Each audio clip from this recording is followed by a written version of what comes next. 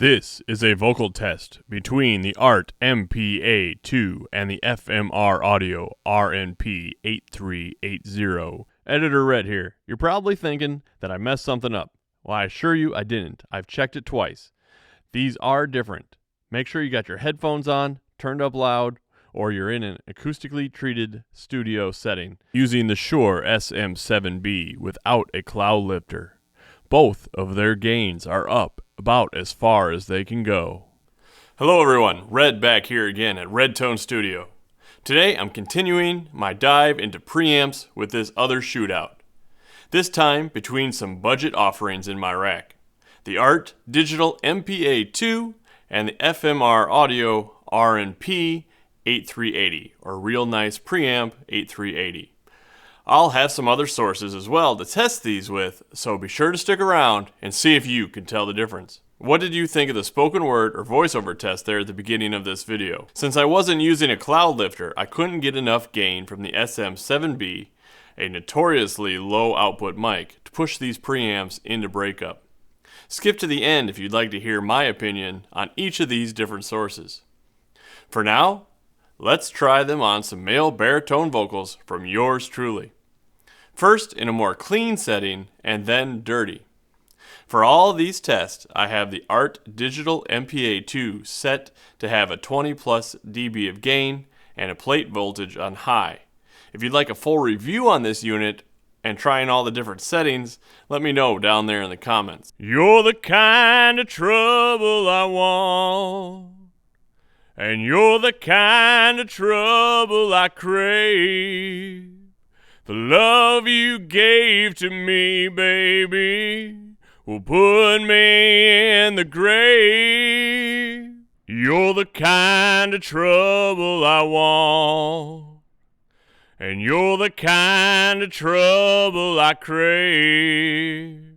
The love you gave to me, baby, will put me in the grave. You can see that I'm not able to attenuate the output of the RNP 8380, so I can't push it as hard without clipping my interface. More on this later. Now, let's move to the snare. Here again, I am not a drummer, but I think I can handle a few hits. Please, let me know how bad I am at doing that.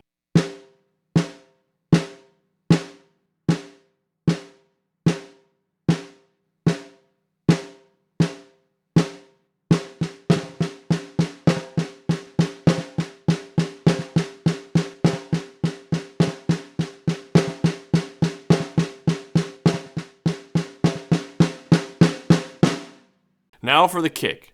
I know for sure I am doing this wrong, but you get what you get.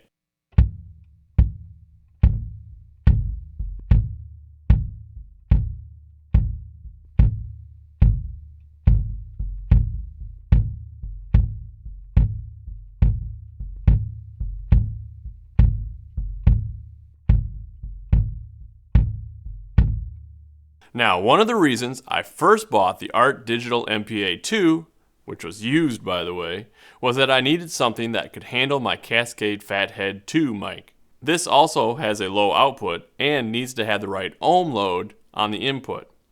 I have a video where I tested that here. I found that I needed to have it all the way at 3000 ohms for it to have sound the best. So here it is on that setting with my Martin D28 acoustic guitar.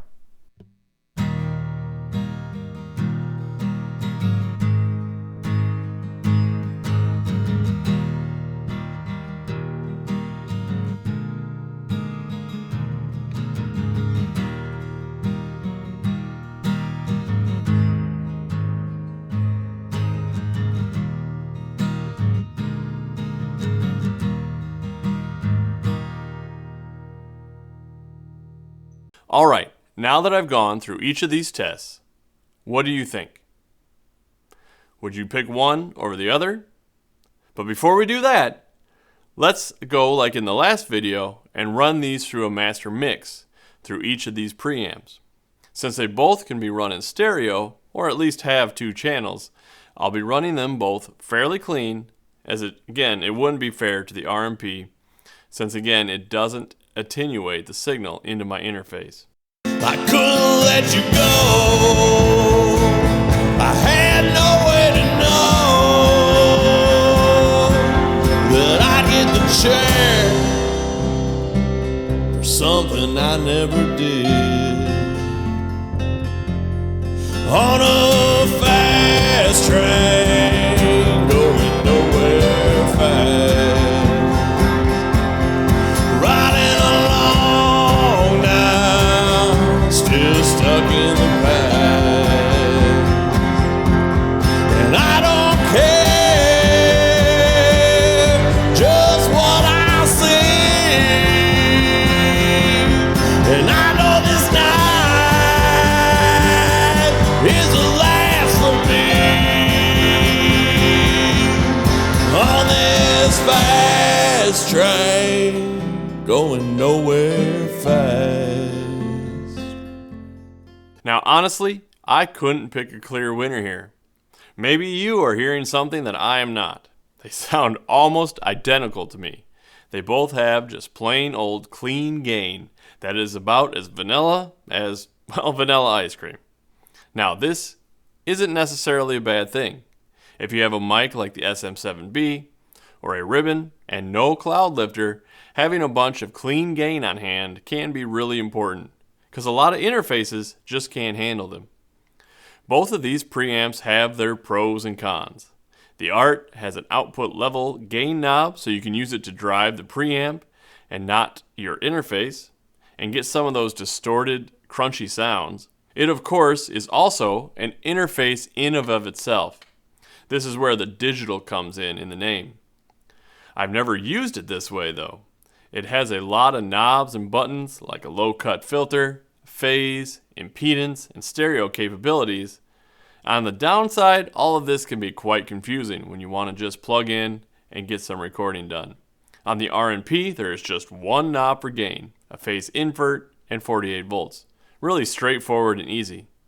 But then it really is missing that output attenuation knob to drive it. So I'll leave it up to you in the comments. Which one are you going to pick if you had to pick one? For me, these are staying in the rack for as long as I have the space.